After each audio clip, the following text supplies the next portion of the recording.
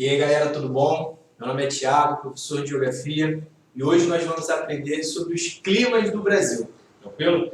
Na aula de hoje aqui do Instituto Educarte, você vai aprender as principais características dos climas brasileiros, beleza? Antes da gente aprender um pouquinho as características climáticas do nosso país, a gente tem que entender qual é a diferença entre clima e tempo. Tempo é o estado momentâneo da atmosfera. Tranquilo? O tempo muda constantemente. Eu posso dizer que hoje o tempo está aberto, né? O sol está rachando, mas eu posso falar que amanhã o tempo vai fechar. Então o tempo muda constantemente. O clima não. Para você definir o clima, você requer um estudo do tempo local ao longo de 35 anos. Então, tempo muda constantemente e o clima não. O clima ele vai perdurar ali em determinado lugar durante anos. Para você ter a ocorrência de uma mudança climática, você precisa de alguns fenômenos ou pela interferência humana, tranquilo? Então, novamente, tempo, estado momentâneo da atmosfera, como eu coloquei aqui para vocês, e o clima, condição média da atmosfera durante um longo período de tempo, principalmente ao longo de 35 anos. Então, como eu disse, antes da gente entender as características climáticas do Brasil, vamos estudar um pouquinho sobre os fatores climáticos, beleza? A questão é a seguinte: por que o clima do Rio Grande do Norte é diferente do clima do Rio Grande do Sul? Por que o clima de Nova Iguaçu é diferente do clima de Petrópolis? Por que o clima do Brasil, o clima predominante no Brasil, é um clima extremamente diferente do clima do Alasca? O que acontece é que nós temos alguns fatores climáticos. Fatores climáticos são os fatores que vão influenciar na formação de um determinado clima. Por exemplo, Nova Iguaçu é mais quente do que Petrópolis, porque Petrópolis está em alta altitude. A altitude influencia no clima, então a altitude é um fator climático. Rio Grande do Norte é mais quente do que o Rio Grande do Sul, porque o Rio Grande do Norte está próximo da linha do Equador. A linha do Equador é uma latitude que divide o planeta em norte e sul. Latitude também é um fator climático. Então nós temos vários fatores climáticos espalhados pelo globo terrestre e cada fator climático vai influenciar o clima de uma determinada maneira. Beleza? Então o clima, a gente pode dizer também, que é uma interação de diversos fatores climáticos. Cada fator climático influenciando de uma maneira. Beleza? Você pode ter um fator climático predominando sobre outro, mas clima, você vai ter uma interação entre esses fatores climáticos. Beleza? Vamos entender primeiro como que a latitude vai influenciar o clima. Latitude é um fator climático. Como eu disse, quanto mais próximo você estiver da linha do Equador, da latitude da linha do Equador, maior vai ser a temperatura. De todos os fatores climáticos, a latitude é o principal fator climático do globo terrestre. Beleza? A latitude ela vai influenciar o clima mais do que qualquer outro fator. Beleza? Então, coloquei aqui que a latitude é o principal fator climático. Quanto mais próximo da linha do Equador, maior a temperatura. O que acontece é o seguinte: a Terra ela é uma esfera. E a ideia é que quanto mais próximo você estiver da linha do Equador, mais próximo você vai estar do Sol. A linha do Equador ela está mais próxima do Sol. Então a radiação solar na linha do Equador ela é maior. Como a radiação solar na linha do Equador é maior, maior vai ser a temperatura. Então quanto mais próximo, quanto maior a proximidade, né, com a linha do Equador, maior vai ser a temperatura. A gente pode ver nessa imagem aqui as zonas climáticas. O globo ele é dividido em 3 zonas climáticas. Beleza? A gente fala que o Brasil é um país com clima tropical, né? Tanto que nós temos aquela música, moro num país tropical. Por quê?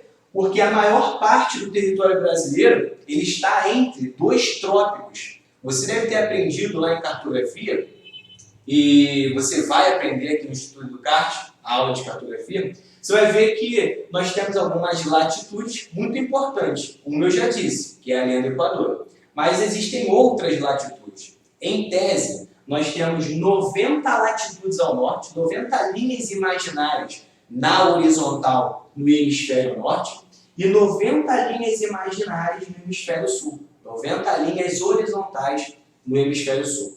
A principal latitude, aquela que a gente vai tomar sempre como referência, é a linha do Equador, beleza? Como eu disse, ela vai cortar o planeta certinho, e aí no meio aí vai dividir o planeta em norte e sul. Só que, como eu disse, existem outras latitudes. Uma dessas latitudes é o Trópico de Câncer.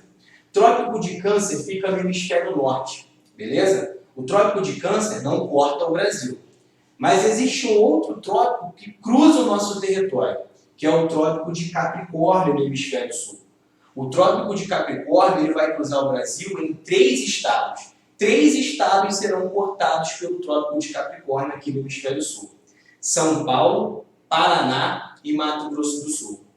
São Paulo, Paraná e Mato Grosso do Sul, como eu disse, eles acabam estando, a maior parte desses estados, principalmente São Paulo e Mato Grosso do Sul, eles estão na zona intertropical. Eles estão entre os trópicos. Trópico de Câncer ao norte, Trópico de Capricórnio ao sul. Como a maior parte do território brasileiro vai estar entre esses 2 trópicos, a gente fala que o país está na zona tropical ou na zona intertropical, entre os trópicos. Beleza? Novamente, Trópico de Câncer ao norte, Trópico de Capricórnio ao sul. Essas linhas pontilhadas aqui, elas vão simbolizar no hemisfério norte o Trópico de Câncer e embaixo, aqui no hemisfério sul, nós temos o Trópico de Capricórnio. Tudo que estiver entre esses 2 trópicos vai estar na zona tropical, que é a zona mais quente do país, porque na zona tropical você tem maior incidência solar. Você está mais próximo da linha do Equador. Então a incidência aqui é mais forte e, consequentemente, isso vai aumentar a temperatura. Tranquilo? Uma outra zona climática que nós vamos ter no globo terrestre é a zona temperada. A zona temperada, tanto no hemisfério norte como no hemisfério sul, ela tem uma temperatura menor em relação à zona tropical, porque ela está mais distante da linha do Equador. Conforme você vai se distanciando da linha do Equador, da latitude do Equador, a temperatura vai diminuindo. Como eu disse, nós temos 90 latitudes ao norte e 90 latitudes ao sul. Então, quanto mais próximo de zero, maior a temperatura. Conforme você vai aumentando em direção a 90, nos polos, a temperatura vai diminuindo porque a incidência solar diminui. Então, passou de 23 graus norte, passou do Trópico de Câncer ao norte, você vai encontrar a zona temperada. E passou de 23 graus sul, ou do Trópico de Capricórnio, você também vai encontrar a zona temperada. A zona temperada ela tem uma característica muito marcante. O país que estiver na zona temperada, ou o território que estiver na zona temperada, uma característica básica é esse território apresentar as estações do ano bem distintas, bem definidas. Aqui no Brasil, você vai aprender que a área que vai se encontrar na zona temperada é o sul, a região sul do país, além do extremo sul de São Paulo e do Mato Grosso do Sul. Toda essa faixa que está abaixo do Trópico de Capricórnio, como eu disse, toda a região sul, além do extremo sul de São Paulo e Mato Grosso do Sul, vai possuir o clima subtropical, abaixo do trópico. Qual trópico? Trópico de Capricórnio. Então, o clima subtropical, que está abaixo do Trópico de Capricórnio, ele está na zona temperada. E uma característica marcante, novamente, é apresentar as estações do ano bem definidas. Exemplo disso é que se você for na região sul do país, se você for lá no Rio Grande do Sul, durante o verão a temperatura é elevada. Só que durante o inverno a temperatura cai bruscamente. Você consegue perceber nitidamente as estações do ano, principalmente quando você vai encontrar um verão muito quente e um inverno muito frio. Tranquilo? Essa é a característica básica da zona temperada, tanto no hemisfério norte como no hemisfério sul. Passando da zona temperada, você vai estar na zona polar. A zona polar é a zona mais fria do globo terrestre.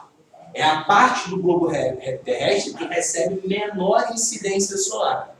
Então, com essa imagem, você consegue perceber que o globo terrestre é dividido em 3 zonas climáticas.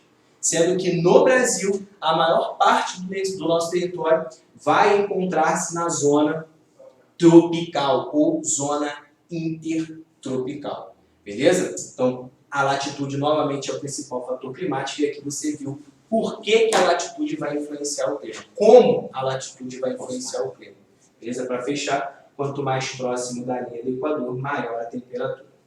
Show de bola? Aqui, nessa imagem, a gente pode perceber, nesse videozinho, na verdade, a gente pode perceber que essa área amarelada, né, em alguns traços meio laranja, é a área onde a incidência solar é maior. Essa área alaranjada aqui, meio amarelada, é a área tropical, é a zona tropical. A incidência solar é maior e, consequentemente, isso vai aumentar a temperatura.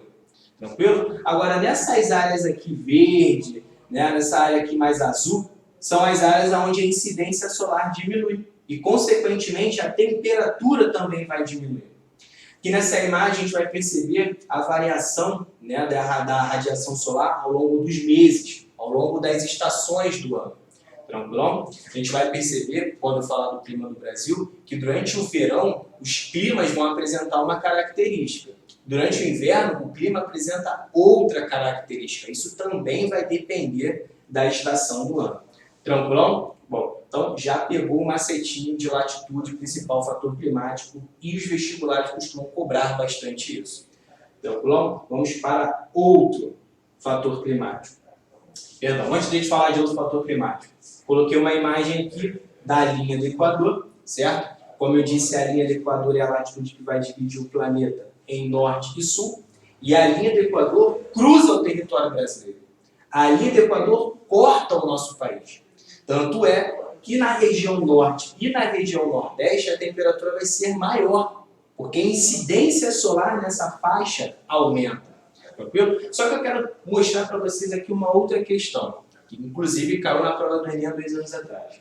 A gente fala bastante dos ventos quando a gente trabalha clima. Vocês vão aprender que existem as massas de ar, grandes bolsões de ar que circulam pela atmosfera.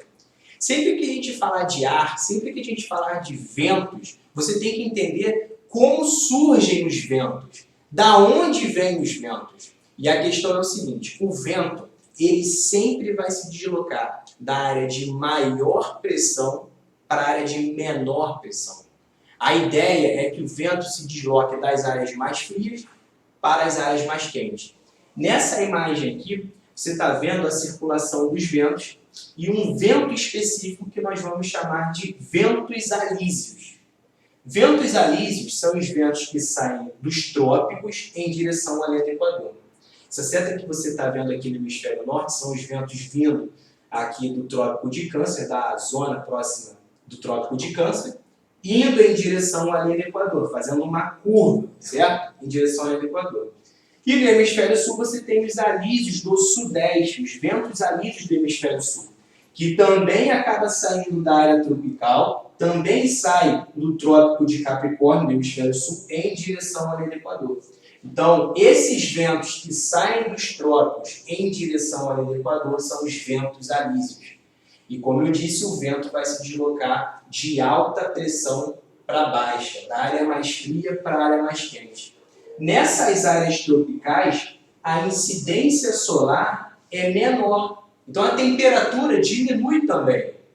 Tanto que o vento acaba se deslocando dessa área mais fria para a área mais quente. Tanto no hemisfério norte como no hemisfério sul. Beleza? Então a diferença de temperatura, a diferença de aquecimento da superfície vai influenciar a circulação dos ventos, a circulação das brisas. Tanto é que vocês vão ter aí uma questão do Enem falando sobre brisa marítima e brisa terrestre, da onde vem o vento durante a brisa marítima. Beleza? A gente vai resolver uma questão sobre isso também, então fica tranquilo. Então, ventos alísios, novamente, são os ventos que saem dos trópicos em direção à linha do Equador. Tranquilo? Eles acabam levando essa umidade aqui em direção à linha do Equador. Tanto é que o clima equatorial, que é o clima aqui do Brasil, onde você vai ter a linha do Equador cortando, passando, é um clima bastante úmido. E um dos fatores de umidade desse clima é porque esses ventos que estão saindo dos trópicos e estão se encontrando nessa zona da linha do Equador, eles acabam trazendo a umidade do oceano. Essa área de encontro dos ventos alísios, próximo à linha do Equador, nós chamamos de zona de convergência intertropical, a famosa ZCIT. Novamente, essa área de encontro dos ventos áridos nas proximidades da linha do Equador, que estão trazendo a umidade dos oceanos, o encontro desses ventos áridos nós chamamos de zona de convergência intertropical. É uma zona, é uma área de encontro, de convergência intertropical, porque está entre os dois trópicos. Tranquilão até aqui? Agora sim nós vamos para outro fator climático, a altitude. A altitude é bem batida, todo mundo sabe. Conforme a altitude vai aumentando, a temperatura vai diminuindo. Conforme você vai subindo a serra, você vai perceber que a temperatura ela vai ficando mais amena, ela vai diminuindo. Conforme você sai de Nova Iguaçu e vai em direção a Teresópolis, Nova Friburgo, você vai perceber que a temperatura tende a diminuir. Porque conforme você vai subindo Petrópolis e Teresópolis, a altitude vai aumentando. Então a altitude também influencia no clima. A altitude também é um fator climático. Beleza? Como eu disse, isso todo mundo sabe. O que o Enem pode cobrar de você é em relação à pressão atmosférica. A gente tende a imaginar, né, a gente desde pequeno vem falando isso, erroneamente, que conforme você vai subindo, vai aumentando a altitude, vai subindo a serra, a pressão vai aumentando, porque você sente aquela pressão no seu ouvido. A pressão aqui é maior. Na verdade é o contrário. Conforme você vai aumentando a altitude, a pressão atmosférica diminui. Em alta altitude, a pressão é menor. Por quê? O que acontece? Coloquei essa imagem aqui. Imagina que essa aqui está meio clara aí para vocês. Essa é a camada de ar, é a coluna de ar que vai da atmosfera, tá? Tá aqui, ó. Tá bonitinho para vocês aqui, ó. Vermelho. Imagina que essa é a coluna de ar, tranquilo? Que vai da atmosfera até a superfície. Essa é a coluna de ar. Por incrível que pareça, o ar exerce pressão, o ar tem peso. Tranquilo? Se o ar tem peso, ele exerce pressão. A questão é, qual a coluna de ar vai exercer maior pressão? A ideia é o seguinte, conforme você vai aumentando a altitude, entre a superfície e a atmosfera, a coluna de ar diminui. Então, essa coluna de ar exerce menor pressão sobre a superfície do que esta coluna de ar. Em baixa altitude, olha o tamanho da coluna de ar da atmosfera até a superfície. A coluna de ar aqui em baixa altitude é muito maior do que a coluna de ar em alta altitude. Então, essa coluna exerce maior pressão sobre a superfície terrestre. Logo, você pode dizer que em baixa altitude a pressão atmosférica é maior, porque a coluna de ar exerce maior pressão sobre a superfície terrestre. Agora, em alta altitude, olha como que a coluna de ar é menor. Logo, ela exerce menor pressão sobre a superfície. Isso é bem batido, isso é chato para você acertar uma questão. Tranquilo? Então, novamente, em alta altitude, menor temperatura. Show de bola. E em alta altitude, menor a coluna de ar, exercendo pressão sobre a superfície. Então, menor é a pressão atmosférica. Tranquilo? Em baixa altitude, maior a temperatura. Agora, a tendência é essa. Agora, a coluna de ar é maior. Então, a pressão atmosférica aumenta. Se você olhar a imagem aqui, ele está colocando o estado de São Paulo. No litoral, Santos, ele coloca aqui que está no nível do mar. E aqui você vai ter a cidade de São Paulo, beleza? Com 750 metros de altitude. Aqui em São Paulo, na cidade de São Paulo, a coluna de ar é menor. Ele coloca aqui, ó, menor coluna de ar. Resultado, menor pressão atmosférica. Show? Agora, aqui em Santos, no nível do mar, a coluna de ar é maior. Se a coluna de ar é maior, resultado, maior pressão atmosférica sobre a superfície. Beleza? Não pode errar isso em prova. Os vestibulares costumam colocar esse tipo de questão, porque, como eu disse, a gente vem da infância acreditando que em alta altitude a pressão do ar aumenta. Na verdade, é o contrário. Um exemplo disso é que um jogador de futebol, quando ele vai jogar em alta altitude, Se um jogador brasileiro vai jogar no Equador, na Bolívia, ele tem que ir um tempo antes para se adaptar. Por quê? Em alta altitude, o ar, além de ser mais rarefeito, né? Se você tem um ar mais rarefeito, você não pode ter a mesma respiração que você tem aqui, onde a coluna de ar é maior. O jogador tem que se adaptar a isso, a esse ar mais rarefeito. E como que ele tem que se adaptar também? A velocidade da bola é maior em alta altitude. Por quê? Como tem menor pressão do ar sobre a bola, tem menos ar circulando em alta altitude, consequentemente, menor pressão do ar sobre a bola corre em maior velocidade. Ela acaba tendo menos obstáculos pela frente. Menor pressão do ar sobre a bola aumenta a velocidade. Então, o jogador também tem que se adaptar a isso. Tudo isso para você entender que em alta altitude, pressão atmosférica menor. Show de bola? Outro fator climático, vegetação. Como que a vegetação vai influenciar o clima? A questão é, quanto maior a cobertura vegetal, quanto maior a área coberta pela vegetação, maior vai ser a umidade do ar. Maior será, na verdade, a umidade do ar. O que acontece é o seguinte, a planta, durante o seu processo de fotossíntese, ela elimina água na atmosfera. Nós chamamos isso de evapotranspiração. É a eliminação de água pela planta na atmosfera. Evapotranspiração.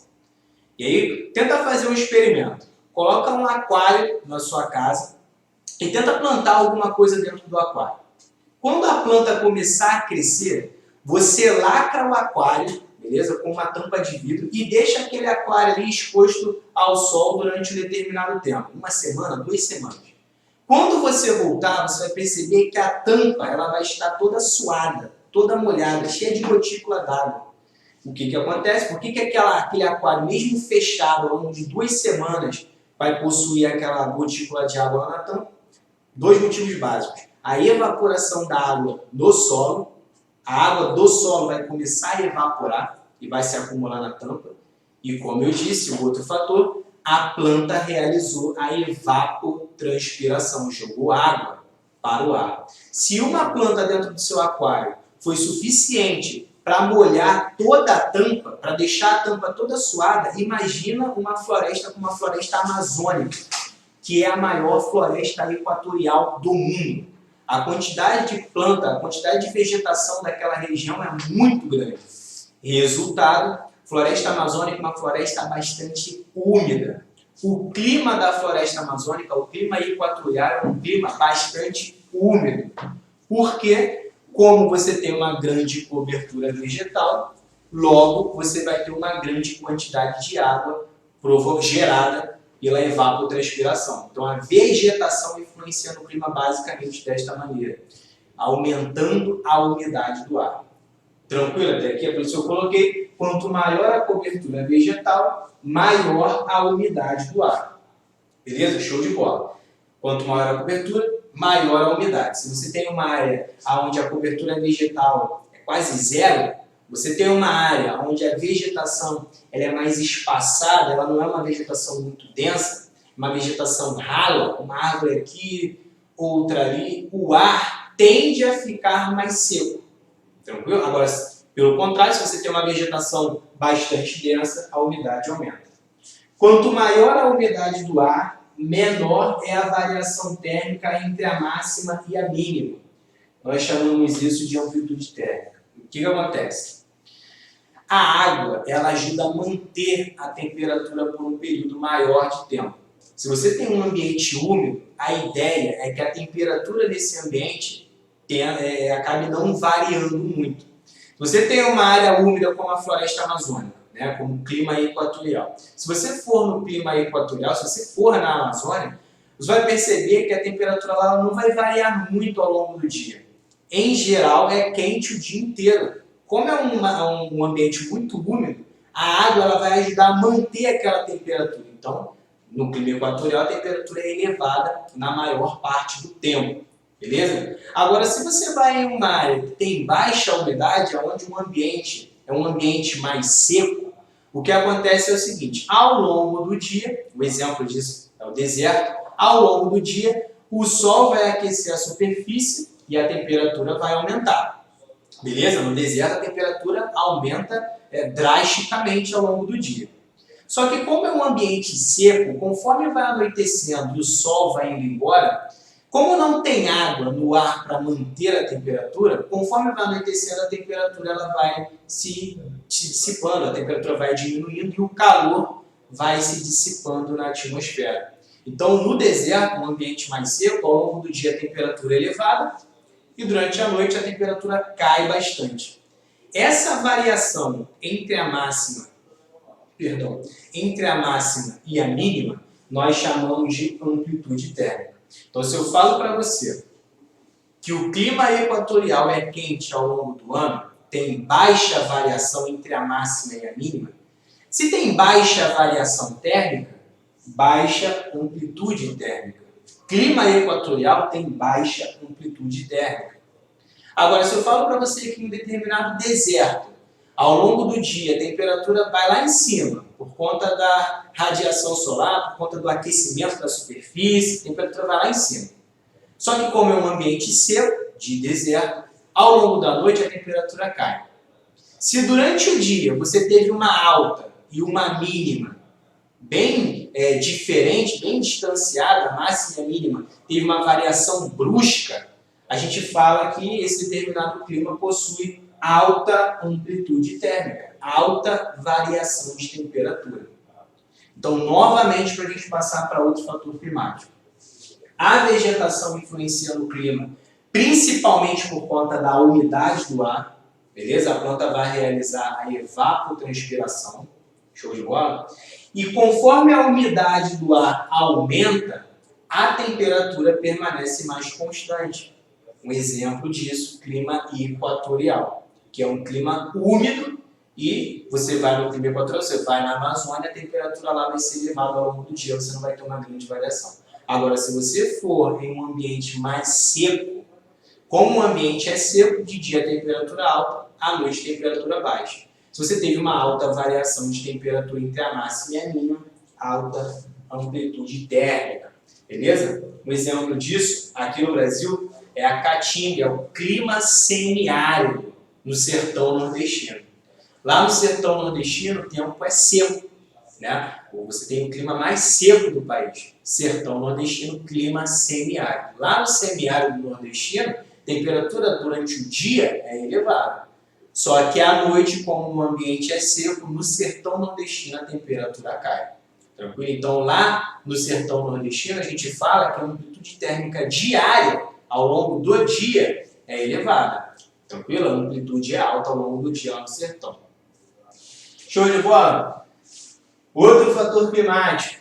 A imagem aqui, ó, bonitinha, do clima da floresta amazônica, na verdade. Aqui uma vegetação densa, uma vegetação perennifólia, vocês vão aprender em bioma, que a floresta amazônica tem uma vegetação que fica verde o ano inteiro, perene, latifoliada, até para suportar essa umidade do local, latifoliado, folhas largas, beleza? E aí você vai perceber que essa área aqui é uma área mais úmida, cheia de névoa, tranquilo? Carregada de umidade.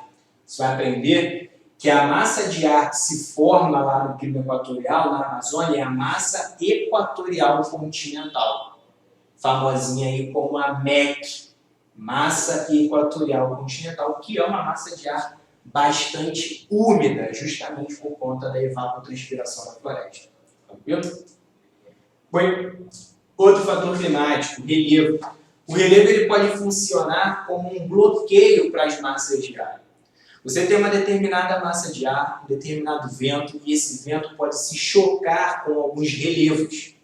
Dependendo do relevo, se o relevo for de alta altitude, esse relevo pode bloquear as massas de ar. Beleza? Eu vou dar um exemplo para vocês aqui na imagem.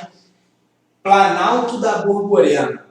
É o planalto, na minha opinião, um dos mais famosos do Brasil quando a gente fala de clima. Beleza? A gente professores de geografia costumam trabalhar muito o Planalto da Borborema quando vai trabalhar o clima. Por quê? O Planalto da Borborema é um relevo elevado, né? De alta altitude, em relação ao seu entorno. Vocês vão aprender que o relevo brasileiro ele tem uma característica de não possuir, né, em geral, altas altitudes, é um relevo muito desgastado, muito antigo. Mas nós temos alguns relevos que acabam possuindo maior altitude em relação ao seu entorno. Tranquilo? O Planalto da Borborema é um exemplo disso. Como que o Planalto da Borborema vai influenciar no clima do Nordeste? Simples. A massa de ar que vem aqui no oceano, colocando aqui, ó, planície costeira. Tá? Você está no litoral. E aqui você tem o mar. Aqui no mar você vai ter uma grande evaporação da água. Até porque lá no Nordeste você está próximo da latitude do Equador. Então a incidência solar é alta, a evaporação da água do mar aumenta. A evaporação do oceano acaba gerando uma massa de ar úmida, que quando essa massa de ar úmida chega no continente, ela acaba trazendo a umidade, né? E em alguns momentos pode provocar chuvas. Beleza. O que acontece lá no Nordeste, principalmente no litoral nordestino? De um lado, você vai ter a chuva caindo, a umidade caindo, e do outro lado você vai ter um tempo mais seco. Por quê? O Planalto da Borborema ele acaba impedindo a massa de ar úmida que vem do oceano carregando chuva. Ele serve como um bloqueio, uma barreira. Resultado, a massa de ar bate nesse Planalto da Borborema, mas como ela está carregada de chuva, ela está pesada, ela não consegue passar pelo Planalto. Ela acaba formando uma chuva na vertente leste, né, no lado leste do Planalto da Borborema. Essa chuva que ocorre no relevo, nós chamamos de chuva orográfica, ou chuva de relevo, beleza? E aí só depois que chove é que essa massa de ar perde aquele peso, perde aquela umidade e consegue passar pela borborema. Só que aí ela vai passar seca, sem umidade. Ela perdeu a umidade desse lado, por conta da borborema. Do outro lado, quando ela passar, ela já passa seca. Do outro lado da borborema, do lado oeste da borborema, você vai ter a depressão sertaneja do São Francisco. É na depressão sertaneja do São Francisco onde você vai encontrar a Caatinga, o clima semiárido, que é um clima bastante seco, justamente porque sofreu a influência da borborema. Tranquilão? Existem outros motivos, tá, para o sertão nordestino, para o semiárido ser seco. A gente vai aprender isso ao longo do tempo com a aula de clima. Mas só para você ter uma ideia, um dos motivos, borborema, que impede a chuva que vem do oceano. Tranquilo? Outro fator climático, maritimidade e continentalidade. Bem simples. Se você está próximo do mar, você sofre de maritimidade. Se você está distante do mar, no interior do continente, você sofre da continentalidade. Se você sofre da maritimidade, se você é influenciado pela maritimidade, se você está próximo do litoral, a tendência é o ar ficar mais úmido. Você tem a umidade vindo do oceano, então o ambiente acaba ficando mais úmido. E aí, para a gente lembrar, se o ambiente é úmido, menor amplitude térmica. Se você tem mais água no ar, a temperatura ela não vai variar muito. Então, no litoral, sofrendo com a maritimidade, a tendência é que você apresente menor amplitude térmica, menor variação de temperatura.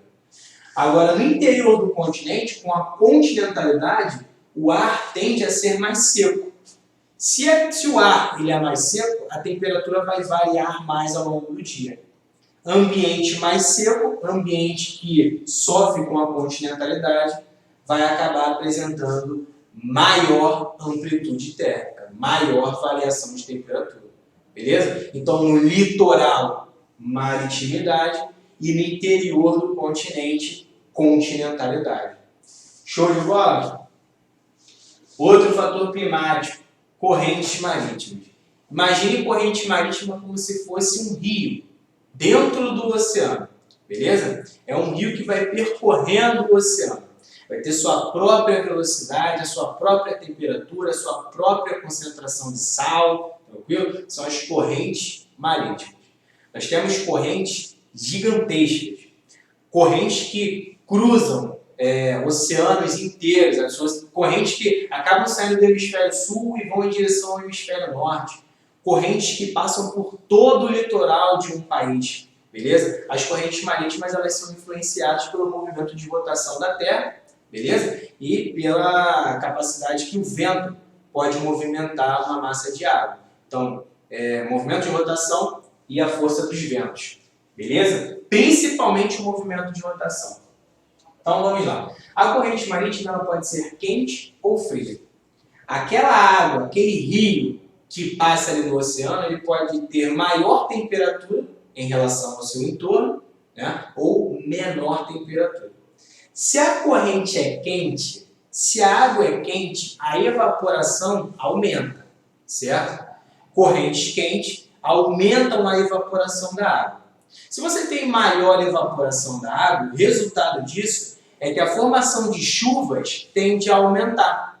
A massa de ar fica mais úmida com essa evaporação das correntes quentes e essa massa de ar que se forma chega no litoral trazendo umidade.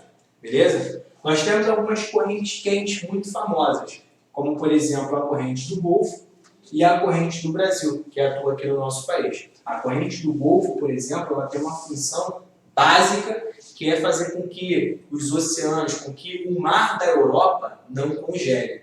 Beleza? Como é uma corrente quente, vai fazer com que o mar ali da Europa não congele. Beleza? E a corrente do Brasil acaba aumentando a umidade do litoral leste do nosso país. Beleza? Se a corrente é fria, a evaporação da água diminui. A água fria demora mais a evaporar. Beleza? Então, correntes frias diminuem a evaporação da água. Resultado disso é que como você tem menor evaporação, menor formação de massas úmidas, você acaba gerando desertos costeiros. Próximo do litoral de um determinado continente, se você tiver uma corrente fria, essa corrente fria acaba formando desertos costeiros. Eu vou botar um exemplo para vocês aqui. Aqui nós temos as principais correntes marítimas ao longo do globo terrestre. Aqui é a corrente do Brasil, que eu mencionei, vai atuar no litoral leste do nosso país. A corrente do Golfo, que consegue chegar até a Europa, beleza? A corrente de Humboldt, que é uma corrente fria, e essa corrente geralmente cai em prova. A corrente fria, como eu disse, acaba tendo menor evaporação da água e ajuda a formar desertos costeiros. Aqui na América do Sul, você vai ter o deserto da Patagônia e o deserto do Atacama. O deserto do Atacama ele acaba sendo um dos mais famosos, né? O deserto do Atacama é considerado o deserto mais seco do planeta. Porque você vai ter uma corrente fria chamada corrente de Humboldt. A corrente de Humboldt acaba levando menor quantidade de água para o litoral da América do Sul. Beleza? Como você tem menos água chegando, você acaba tendo menor quantidade de chuvas. Beleza? Se você tem menos chuva chegando no litoral, você acaba criando um ambiente seco, desértico, como o deserto do Atacama. Show de bola? Então aí a circulação das correntes marítimas. Nessa imagem, nessa animação, você consegue perceber como que as correntes marítimas elas sempre vão possuir a mesma direção. As correntes marítimas foram importantes e ainda são por conta da navegação. A navegação utiliza bastante essas correntes marítimas para chegar em determinado lugar. A embarcação pega uma corrente marítima dessa, como a velocidade dela em alguns lugares tende a ser maior, consegue chegar com mais facilidade em alguns lugares, a embarcação no caso. Beleza? Então essas são as correntes marítimas, também influenciam no clima. Show de bola? Questão da albeira. Por que você durante o inverno utiliza roupa escura e durante o verão utiliza roupa clara? A ideia é que o branco, a roupa clara, ela reflete a luz do sol, a radiação solar. Ela manda embora a radiação solar. O branco reflete. Então você usa branco no verão para ficar com uma temperatura mais amena, né, no ambiente onde você está ou no seu próprio corpo. Agora, se você está no inverno, a tendência é que você tente aquecer o seu corpo, né? Então você vai usar roupas escuras. O preto, ele não reflete a radiação solar. Se ele não reflete, ele acaba absorvendo. Se ele absorve a radiação solar, a temperatura aumenta. Essa capacidade de refletir a radiação solar nós chamamos de albedo. Os materiais, os corpos mais escuros, não refletem, então eles absorvem. Eles têm baixa capacidade de refletir, então o material escuro tem baixo albedo. Exemplo disso é o asfalto. O asfalto é preto. Preto não reflete a radiação solar. Preto absorve. O asfalto, durante o dia, fica quente, porque ele foi absorvendo aquele calor todinho, não refletiu.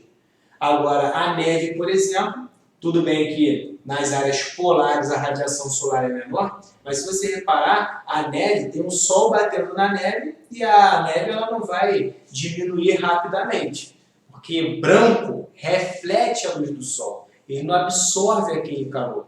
Tranquilo? Essa é a questão do albedo. Eu coloquei uma imagem aqui para a gente entender. A neve reflete de 80% a 95% da radiação solar. É um material branco, então a maior parte da radiação ele acaba refletindo, ele não absorve. Agora, o asfalto ele só reflete de 5% a 10%. Então, geralmente, aí 90% da radiação solar é absorvida pelo asfalto. Resultado, o asfalto ele tende, né, a ser mais quente durante o dia, já que foi absorvendo aquela radiação. Beleza? Assim, o albedo vai influenciar o clima. O albedo também é um fator climático. Show de bola? Para fechar, a gente resolveu algumas questões. Massa de ar. A massa de ar também é um fator climático. Imagine massa de ar como se fosse um grande bolsão de ar que fica circulando pela atmosfera. Uma grande massa de ar que circula pela atmosfera. Tranquilo? Ela vai levar as características do lugar onde ela nasce para os lugares onde ela passa. Então, se ela é uma grande massa de ar que nasceu em um local úmido, a ideia é que ela leve umidade. A tendência é ela levar umidade por onde ela passar. Se ela nasceu em um local frio, por onde essa massa de ar passar, ela vai baixar a temperatura. Se ela nasceu em um local quente, por onde ela passar, aumenta a temperatura. E se ela nascer no local seco, por onde ela passar, ela provoca a estiagem da chuva, deixa o tempo mais seco. Tranquilão? Então, o primeiro nome que eu quero que você decore quando a gente falar de massa de ar é a troposfera. Troposfera. A atmosfera possui algumas camadas. A camada onde a massa de ar vai circular na atmosfera é a troposfera. O Enem já cobrou isso uma vez. Tranquilo? No Brasil nós temos 5 massas de ar. Cada massa de ar vai atuar de uma determinada maneira. Beleza? Nessa imagem aqui, a gente vai perceber que as massas de ar elas vão mudar do verão para o inverno. Tranquilo? Então, como eu disse, no Brasil, 5 massas de ar. No verão, a massa de ar atua de uma maneira, no inverno de outra. Qual é a principal massa de ar? A principal massa de ar, MEC. A MEC ela atua principalmente durante o verão. Durante o verão, a MEC, massa equatorial continental, ela consegue atuar ao longo de todo o território brasileiro. Tranquilo? Quando cair massa de ar na sua prova, a ideia é que você consiga ter na cabeça o local onde a massa de ar nasce. Porque se você lembrar aonde a massa de ar nasce, você consegue lembrar as características que ela acaba levando por onde ela passar. Tranquilo? Então, a massa de ar ela pode nascer próxima da linha do Equador, beleza? Ou próxima do Trópico de Capricórnio. Se ela nasce próxima da linha do Equador, a gente fala que ela é uma massa de ar equatorial. Então você vai ter o M de massa, o Ezinho de equatorial. E se tem um C aqui de continental, é porque a massa de ar nasce no continente. A MEC, ela nasce no continente. A ideia é que se a massa de ar nasce no mar, ela é úmida. E se ela nasce no continente, distante do oceano, ela é seca. Tranquilo? Se a gente fosse adotar isso certinho, a gente iria falar que a MEC é uma massa de ar seca. Nasceu no continente, distante do mar, é seca. Só que não. A MEC é a massa de ar mais úmida do país. A massa equatorial continental é a massa de ar mais úmida. Por quê? 3 motivos básicos. Primeiro, evapotranspiração da floresta amazônica. Na região norte do país, onde a MEC vai nascer, você tem a floresta amazônica. Como eu disse, a vegetação influencia no clima, influencia a umidade. E a MEC é a massa de ar mais úmida justamente porque ela vai nascer na floresta amazônica. A evapotranspiração da floresta amazônica é gigantesca. Outro fator que faz com que a MEC seja úmida. Lembra que eu falei dos ventos alísios? Ventos que saem dos trópicos em direção à linha do Equador, ventos alísios. Parte dos ventos alísios acabam saindo do oceano. Vão levar a umidade do oceano em direção à linha do Equador. Essa área de encontro dos ventos alísios, eu falei para vocês que é a ZCIT, Zona de Convergência Intertropical. E é justamente aonde a umidade vai se concentrar. Então, também vai influenciar na umidade da MEC.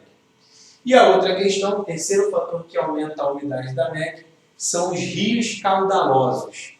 O que são rios caudalosos? São aqueles rios que fazem muitas curvas, típico lá da Amazônia. O rio da Amazônia ele é um rio de planície. Rio da Amazônia, o rio principal é um rio de planície. Em área plana, o rio acaba perdendo um pouco da sua força. Então, ele bate um obstáculo, ele vai tentar fazer a curva daquele obstáculo. Beleza? Chega um momento que o rio já está fazendo várias curvas. Então, em uma pequena área, você tem uma imensidade de rios, uma imensidão, perdão, de rios. E por conta dessa grande quantidade de rios, você vai ter uma grande quantidade de evaporação da água. Essa evaporação dos rios caudalosos também vai aumentar na umidade da MEC, da massa de ar que se forma ali na Amazônia. Tranquilão? Então, MEC, principal massa de ar durante o verão, ela é quente porque está próxima da linha do Equador e bastante úmida por conta da Amazônia. Show de bola? Outra coisa, durante o verão, a MEC consegue atuar em todo o território brasileiro. Durante o verão, a MEC consegue atuar até a região sul do país. Ela consegue chegar até o norte do Paraná, levando a umidade. O Enem uma vez perguntou se a gente continuar o desmatamento da Amazônia, como que o território brasileiro pode sentir esse desmatamento mesmo estando longe da floresta amazônica? Parte da chuva que cai, por exemplo, aqui na região sudeste, vem da Amazônia. Você perceber aqui, durante o verão, as setas que acabam saindo da MEC, elas conseguem chegar em todo o território, em todas as regiões, e chega até aqui no sudeste. Se você continuar o desmatamento da Amazônia, você vai diminuir a evapotranspiração da floresta. E se você diminuir a evapotranspiração, consequentemente, você vai diminuir a umidade da MEC. E isso pode prejudicar todo o território brasileiro. Até porque o Brasil é um país ainda marcado por uma grande atividade agrícola. Tranquilo? E a produção agrícola, a atividade primária, depende do clima, depende da umidade que vem da MEC. Então, se você continuar o desmatamento, consequentemente, diminui a umidade.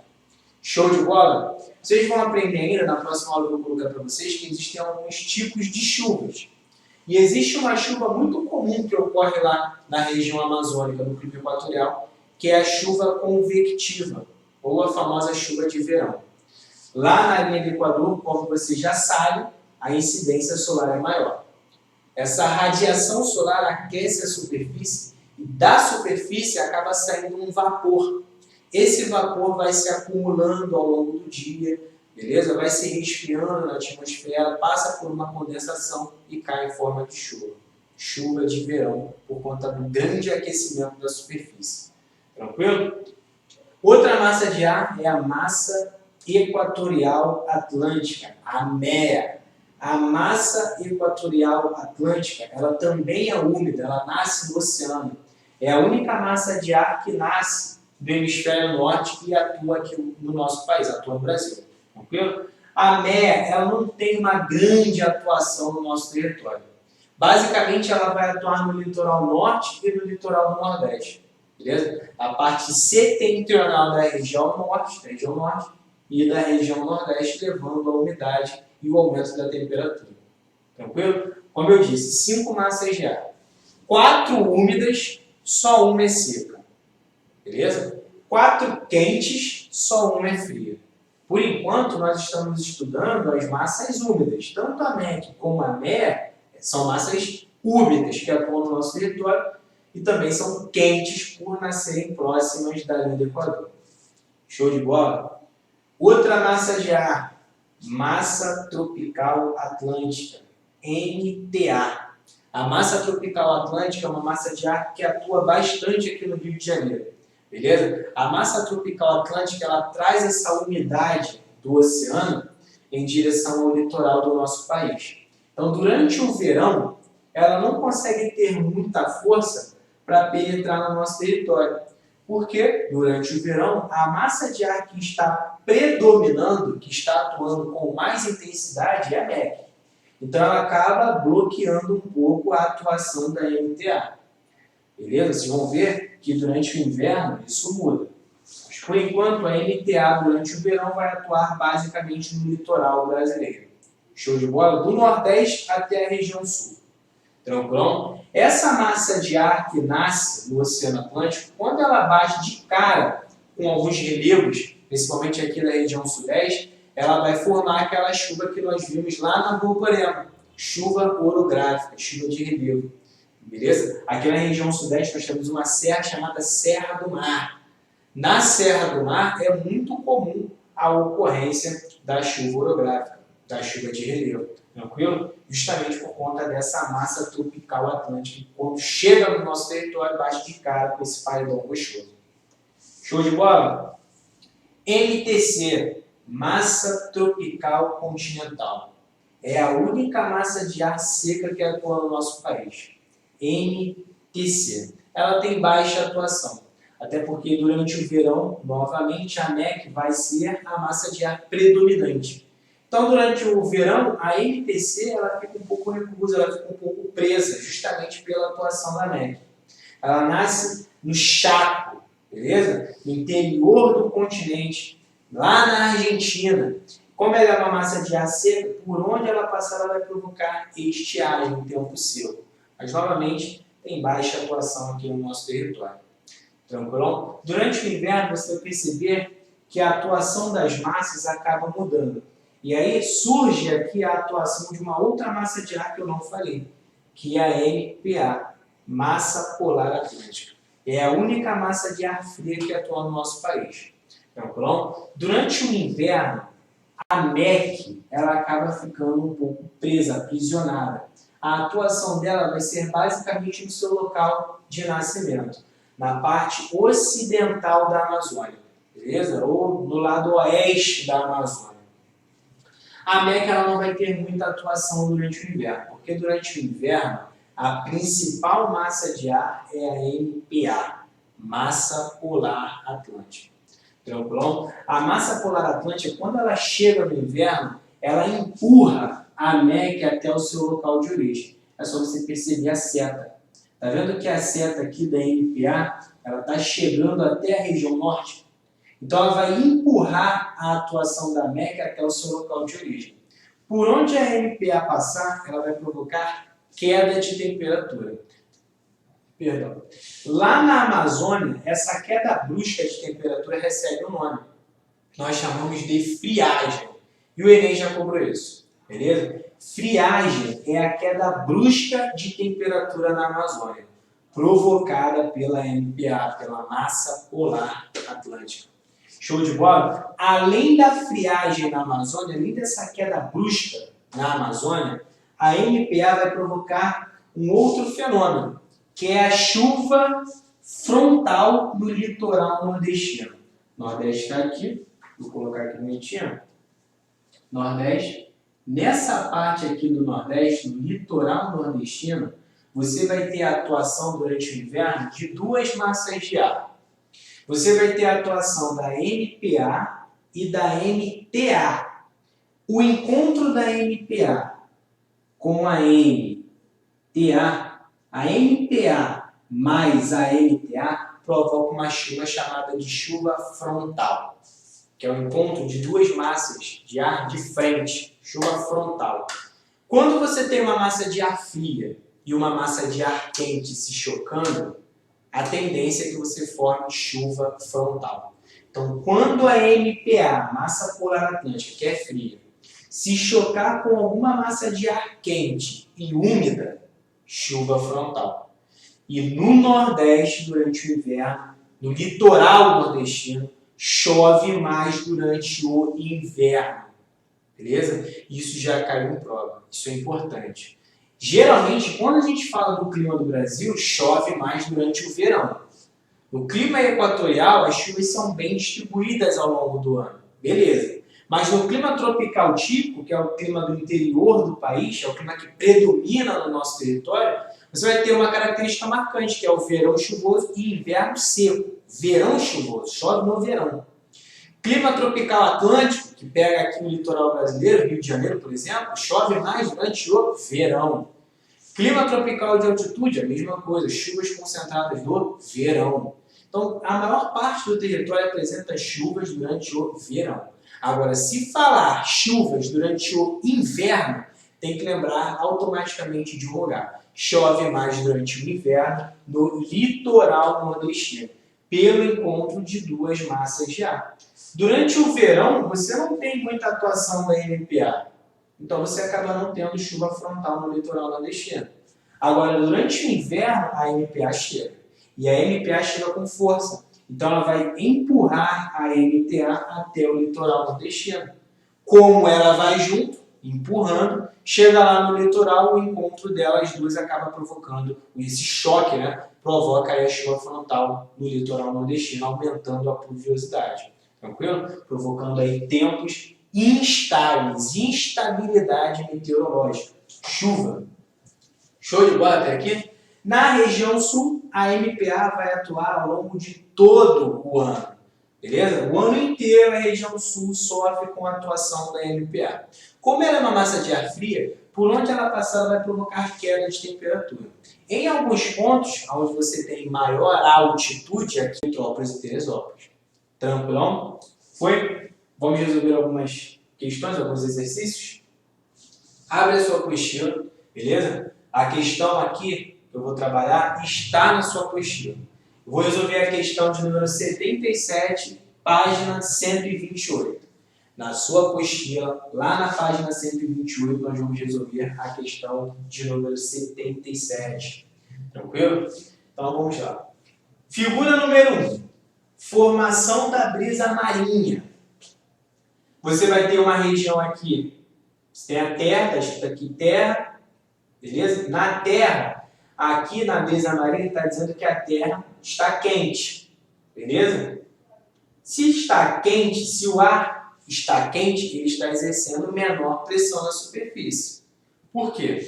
O ar quente, a tendência é o ar quente subir. E o ar frio do ar-condicionado, descer. Você não tem aquele balão de gás, você tem que aquecer o gás para o ar quente ali inflar o balão e fazer com que o balão suba. Ar quente sobe. Se ele sobe, ele exerce menor pressão sobre a superfície. Ar quente, menor pressão. Se você tem uma área quente aqui no continente, na Terra, você acaba criando uma região de baixa pressão. Beleza, porque o ar é quente pressiona menos. Agora, o mar está morno, tem temperatura menor. Então, ele fala aqui na figura número 1 que no mar, durante o período de brisa marinha, você gera uma região de alta pressão.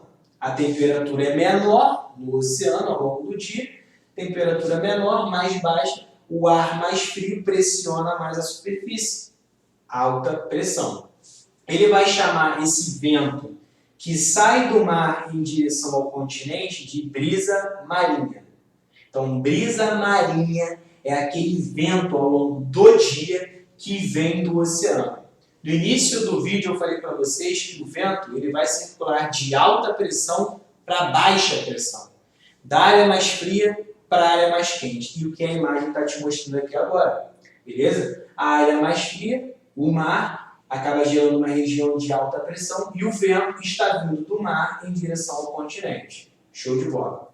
Na figura número 2, ele coloca aqui a brisa terrestre. Beleza? Formação do terral. Brisa terrestre. Beleza.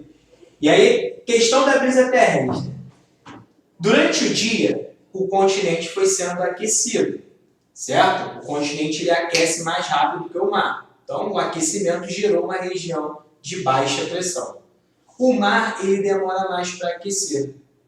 Só que quando chega a noite, a Terra começa a perder calor. O continente perde calor e a temperatura cai. Só que o oceano, como eu disse, ele foi sendo aquecido ao longo do dia, demora mais a aquecer, só que quando aquece ele permanece com aquela temperatura ali por um período maior. É uma área úmida, é o mar. Então, durante a noite, você tem o vento vindo do continente em direção ao mar, em direção ao oceano. Nós vamos chamar isso de brisa terrestre. Porque durante a noite o continente perde calor, o ar fica mais frio, maior pressão. E o oceano está mais quente, gera uma região de baixa pressão. Novamente o vento vai circular de alta para baixo, igual os ventos alísios. Ele sai das áreas tropicais de menor temperatura para a linha equatorial, de maior temperatura, menor pressão. Então o vento sempre se desloca de alta para baixo, que a questão está te mostrando. Nas imagens constam informações sobre a formação de brisas em áreas litorâneas. Esse processo é resultado de resposta certa, aquecimento diferencial da superfície. Aquecimento diferente entre o continente e o oceano. Aquecimento diferencial da superfície. Tranquilo? Então, sempre que falar na circulação dos ventos ou na formação de brisa, lembra logo disso. O vento vai circular de uma área mais fria para uma área mais quente. E isso ocorre porque você vai ter um aquecimento diferencial da superfície. Em alguns pontos o aquecimento vai ser maior e em outro ponto o aquecimento vai ser menor. Essa diferença de aquecimento também vai diferenciar na questão da pressão do ar. E a pressão do ar acaba formando os ventos. A pressão sai da área mais fria, né? O vento ele se forma da área mais fria para a área mais quente. Beleza? Vamos agora para a segunda questão. Tá? Vamos acelerar que só tem mais 5 minutos. Questão número 2, ou a questão para vocês, da apostila, questão 87 da página 130. Vai lá na apostila de vocês, página 130, para a gente resolver a questão 87. Beleza, questão 87 diz o seguinte, você tem duas figuras aqui, figura número 1, figura número 2. A figura número 1 está te mostrando a temperatura mínima, tá? Na quinta-feira do dia 28. Então, está te mostrando a temperatura mínima aí dos estados na quinta-feira do dia 28. Show de bola. Você vai perceber que aqui na região sul, por exemplo, Rio Grande do Sul está batendo 4 graus.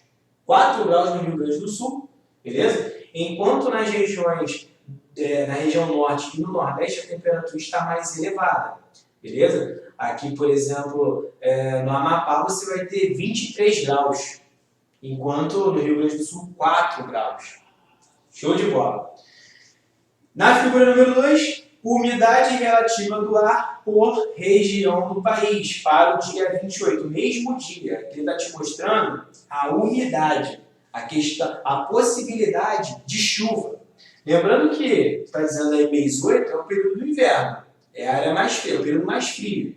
Tranquilo?